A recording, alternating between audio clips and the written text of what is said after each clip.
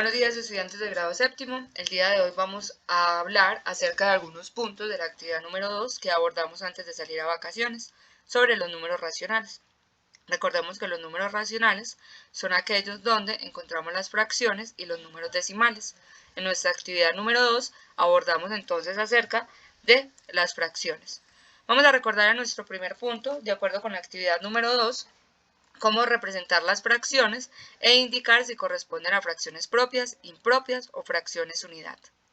La fracción es una unidad que debe estar dividida en partes iguales. Por lo tanto, cada que tenemos una fracción observamos el numerador y el denominador. El denominador nos indica en cuántas partes debe estar dividida la unidad y el numerador nos indica cuántas partes de ellas debemos tomar o colorear. En este caso entonces se nos indica que debemos dividir la fracción, la unidad, en 7 partes iguales y de ellas colorear 3. A este tipo de fracción, donde el numerador es menor que el denominador, lo llamamos entonces fracción propia. Tenemos ahora las fracciones impropias. Son aquellas donde el numerador es mayor que el denominador. Entonces, en este caso debemos dividir nuestra fracción en 8 partes. Cuando yo divido la unidad en 8 partes, entonces observo que no me es posible colorear 33. Por lo tanto, debo tomar la unidad y dividirla en 8 partes sucesivamente hasta que me sea posible colorear los 33 pedazos que requiero. Cuando lo completo, entonces allí observamos que en este caso coloreé 4 unidades completas y de la última coloreé una de 8 partes. Recordemos entonces, es una fracción impropia cuando el numerador es mayor que el denominador. Y por último, hablamos de la fracción unidad, que es aquella donde el numerador y el denominador son iguales. Por lo tanto, divido mi mi unidad en 9 partes y coloreo 9 pedazos de acuerdo con la fracción que está indicada. Vamos ahora a recordar cómo clasificar los racionales en positivos, negativos, nulos o enteros.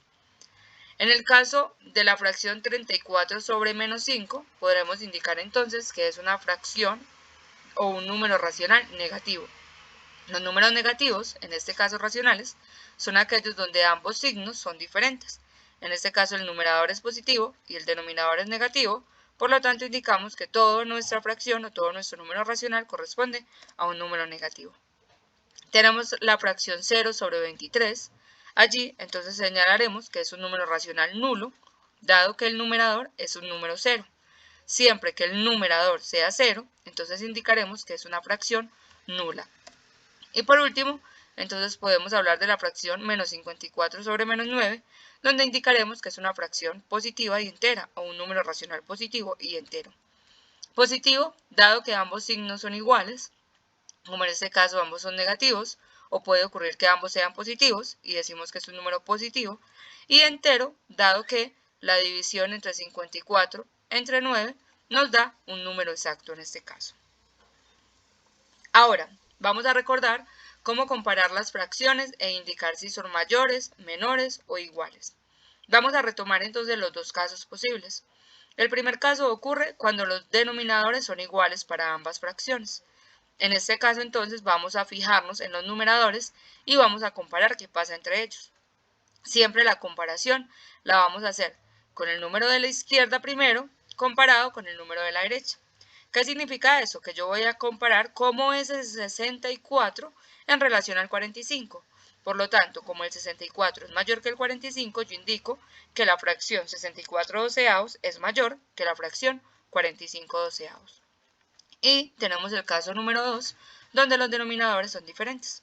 ¿Qué hacemos aquí? Entonces vamos a realizar una multiplicación en diagonal y vamos a colocar los resultados a ambos lados de acuerdo al siguiente orden. Voy a multiplicar 27 por 36 y el resultado lo voy a colocar a la izquierda, 87 por 84 y el resultado lo voy a colocar a la derecha.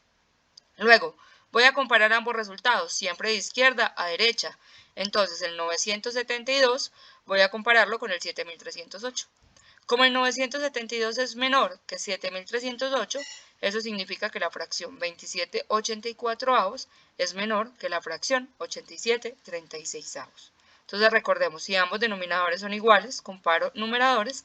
Si ambos denominadores son diferentes, realizo la multiplicación en diagonal y comparo los resultados obtenidos. Vamos a hablar ahora acerca de las operaciones. donde vamos a recordar qué ocurre con la suma, la resta, la multiplicación y la división. Recordemos entonces que la suma y la resta se resuelven de forma similar. En este caso, lo que nos indica que es una suma es el signo positivo, o el signo negativo. Entonces en la A tenemos una suma y en la C tenemos una resta. Vamos a resolverlo de la siguiente forma. Multiplicaremos ambos denominadores y el resultado que nos da será nuestro denominador, y luego vamos a multiplicar en diagonal y los resultados que obtenemos los vamos a colocar en el numerador de la siguiente forma. 6 por 8, 48 será el denominador de nuestra fracción final. Luego multiplico 1 por 8, coloco el resultado en el numerador. 6 por 4, coloco el resultado en el numerador. Y ambos resultados los sumo, dado que en este caso tenemos el signo más. Luego, el resultado que me da de sumar sería el numerador de la fracción y el denominador se conserva igual como nos dio en el paso anterior. De forma similar, resolveremos nuestra resta. Multiplico 24 por 13, que me da 273, 54 por 13, que me da 702, 21 por 8, que me da 168, y como el signo que lo separa es el menos, entonces realizo la resta y el resultado lo coloco en el numerador y el denominador lo conservo de forma igual. Por último, recordaremos entonces cómo resolver las multiplicaciones y las divisiones.